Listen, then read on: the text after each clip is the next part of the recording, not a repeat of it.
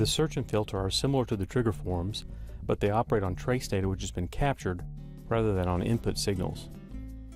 The search forms allow you to find specific values or patterns in the captured trace data, while the filter forms allow you to remove specific values from the captured trace data. The rules for using the search and filter forms are identical to the TriggerForms. For example, the Simple SearchForm is configured to find the value 01 hex the same way as the Simple TriggerForm would trigger on that same value. The same software algorithm is used for both the search and the filter tabs. This is the search tab, and here is the filter tab, and you can see that they look pretty much identical. The only difference between the search and filter is the action performed when a match or non-match is found. The search tab scrolls to the match while the filter tab edits the trace data. The search and filter software algorithm looks at the raw trace data exactly the same way as the GoLogicXL's hardware trigger circuitry, sample by sample. So if you want to find a pulse of a specific width, for example, you must either use the time between form or define a multi-level custom form to define the sample by sample criteria. While this approach is more complex than a set of basic search features, it does allow you to search or filter the trace data on anything that can trigger the GoLogicXL. It's much more flexible. In this example, I've got a very simple search form with the address equal to 01 hex. Looking in the waveform window, here is a value on the address bus that lasts 1.46 milliseconds. You might think intuitively, looking at this, that this represents one long sample in the trace. And if the trace capture was taken in transitional timing mode, then it probably would be only one sample lasting 1.46 milliseconds. But this trace capture was taken using normal timing mode at 500 megahertz. So this bus has been excessively oversampled. Looking in the numeric window, we can scroll to the first marker and see the individual 2 nanosecond samples which precede the 01 hex value, and the many samples where the address bus remains 01. In fact, there are 727,988 samples where the address bus was 01. If you divide 1.46 milliseconds by 2 nanoseconds, then you'll see how excessively oversampled the bus is. Now, if I search on this simple form, it's going to behave how you would intuitively expect from what's visible on screen, but that's in the numeric window. I'll scroll a bit before the 01 value and then press the F3 search forward key, and the window scrolls to the first 01 value, and then it scrolls by one sample each time I hit the search key. In the waveform window, you get exactly the same effect, but in this case it may cause some confusion. I'll start the search right here in the middle of this address bus 00 section, and then I'll press the F3 key and the search scrolls to the first 01 value. But now every F3 search forward key press doesn't seem to be working. And what's actually happening is that we're zoomed out to 100 microseconds per division and then scrolling by 2 nanoseconds every time we search, which is only one sample. So it doesn't seem to affect the window visually. There are literally thousands and thousands of samples compressed into each pixel at this zoom level. So scrolling just one sample forward doesn't change the screen much.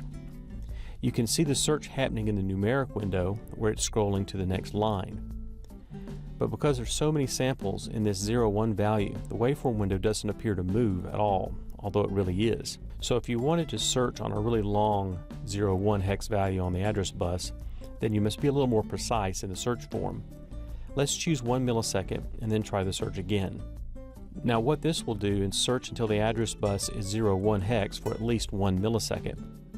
And it places the found location exactly 1 millisecond after the first value was found in this block.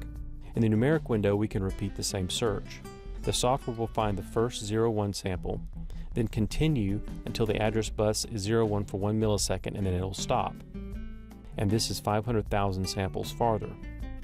Now the effect that this has is that the next time you hit the F3 search key, we're starting at the end of the previous search. And the small section here does not match the next search attempt.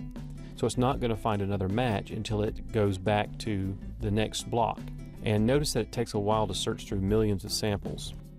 As an aside, this example trace emphasizes why transitional timing mode is so superior to normal timing mode if it can be used. Normal timing mode wasted over 700,000 samples storing redundant 01 values in the trace capture, whereas transitional timing mode would store one sample and then a timestamp to represent the 1.46 milliseconds that it lasted. For this reason, transitional timing data behaves as you might visually expect on screen when searching and filtering. I'll open a different example project captured with transitional timing.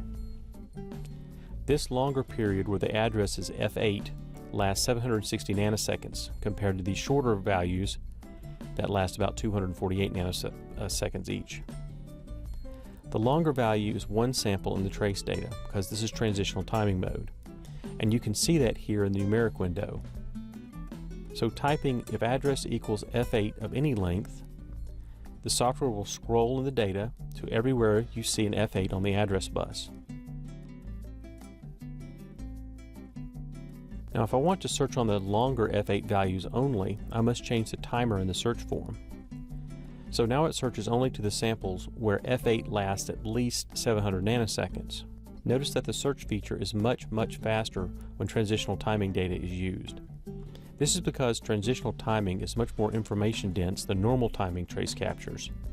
The search algorithm doesn't have to examine millions of samples where the bus values didn't change.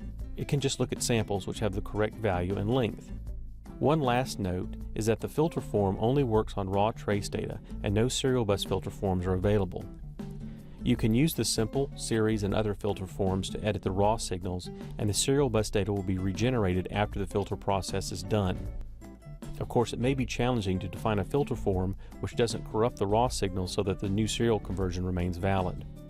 Also, filtering a large trace capture can be very time-consuming, so a cancel dialog box is provided. The next video covers exporting the trace capture to text or comma-separated value files.